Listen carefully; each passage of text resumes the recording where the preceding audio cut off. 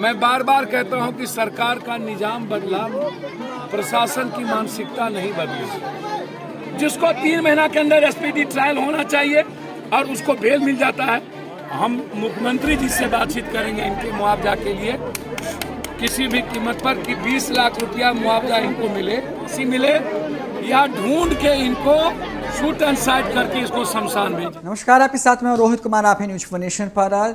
जन अधिकार पार्टी के राष्ट्रीय अध्यक्ष पप्पू यादव से आज एक लड़की लिपट करके खूब रोने लगी। मामला बिहार के मधेपुरा का है, जहां पर 2 दिन पहले एक चौकीदार की हत्या हो गई थी।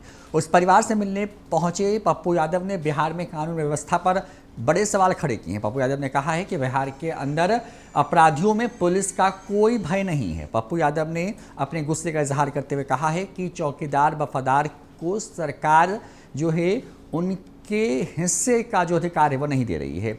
उनको शहीद का दर्जा दिया जाना चाहिए। उनके परिवार के लोगों को ऐसे किसी भी असामयिक घटना के बाद जो है परिवार के लोगों को नौकरी दी जानी चाहिए। आपको बता दें कि 2 दिन पहले मूर्ति विसर्जन के दौरान अपराधियों का पीछा करते हुए चौकीदार की हत्या अपराधियों ने कर दी थी। और उसके बाद पप्पू यादव पहुंचे हैं बिहार के शिक्षा मंत्री के गांव में मधेपुरा, और वहां पर पप्पू यादव किस तरीके से सरकार पर अपने गुस्से का इजहार कर रहे हैं और किस तरीके से बड़ी मांग कर रहे हैं, सुनवाते हैं। कोर्ट का डर है ना सरकार का डर है। क्रिमिनल को आप तवज्जो दीजिएगा, क्रिमिनल को आप चुनाव लड़ाइएगा। 47-56 वाले को मोकामा में, अब सभी अपराधी देश भर का मोकामा पहुंचा दीजिएगा और पब्लिक भी अपराधियों के पीछे पागलों की तरह वो करेगा। तो आप हमको जरा बताइए ना, फिर क्रिमिनल से आप समाज को कैसे बचाइए?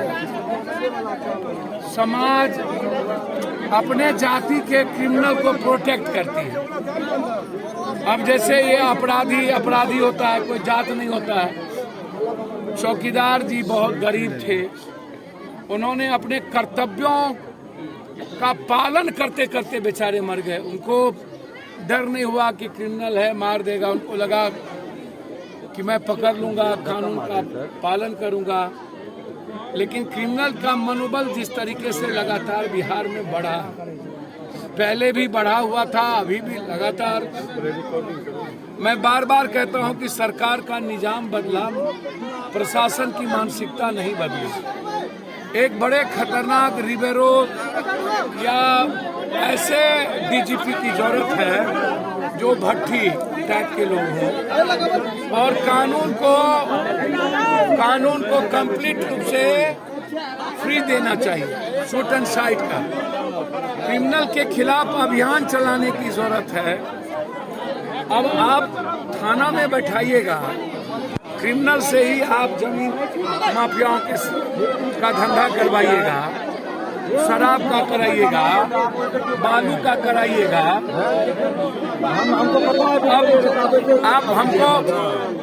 आप हमको एक बात बता दीजिए, थाना में संरक्षक बन करके क्रिमिनल को रखिएगा, नेताओं का नेक्सेस क्रिमिनल के साथ होगा, पदाधिकारी बॉन्ड हो जाएगा। जितना चौकीदार साहब ने उम्मीद किया था अपने बच्ची की शादी, उससे ज्यादा अच्छे से हम करेंगे, आप उसकी चिंता ना करें। लेकिन मेरा सवाल है कि ये जो पॉलिटिकल पार्टी है, पॉलिटिशियन है, ये क्रिमिनल के खिलाफ अभियान क्यों नहीं चला?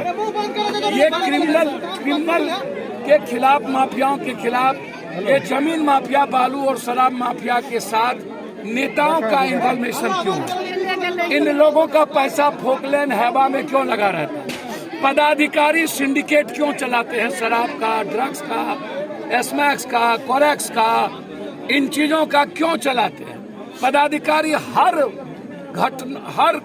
जितना भी धंधा होता है बिहार में, उसके सिंडिकेट पदाधिकारी हैं और उसमें साझेदारी और भागीदारी नेताओं की और अपराधियों की होती है। और बेल मिल जाता है 3 महीना के अंदर। जिसको 3 महीना के अंदर एसपीडी ट्रायल होना चाहिए और उसको बेल मिल जाता है। तो इसीलिए हम समाज से आग्रह करेंगे कि अपराधियों को आप संरक्षण मत दीजिए, अपने जात के नाम पर अपराधियों को आप हीरो मत बनाइए।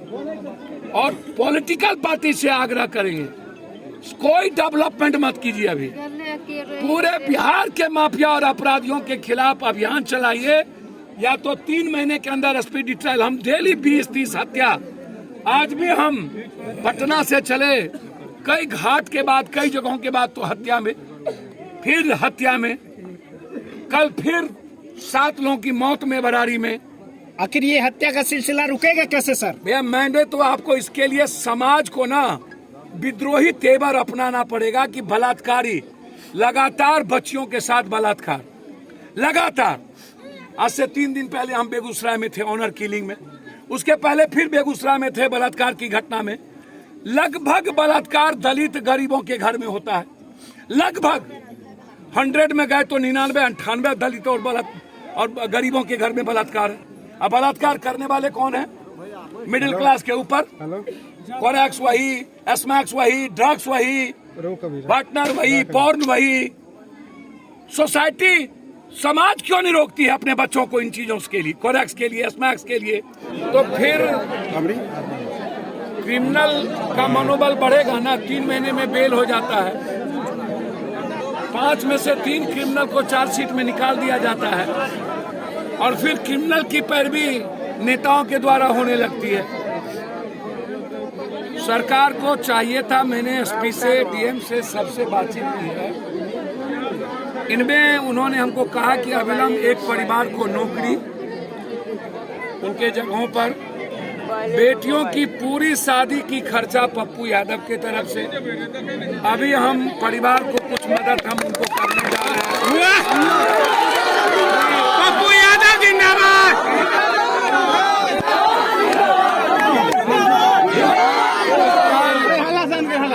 तत्काल हम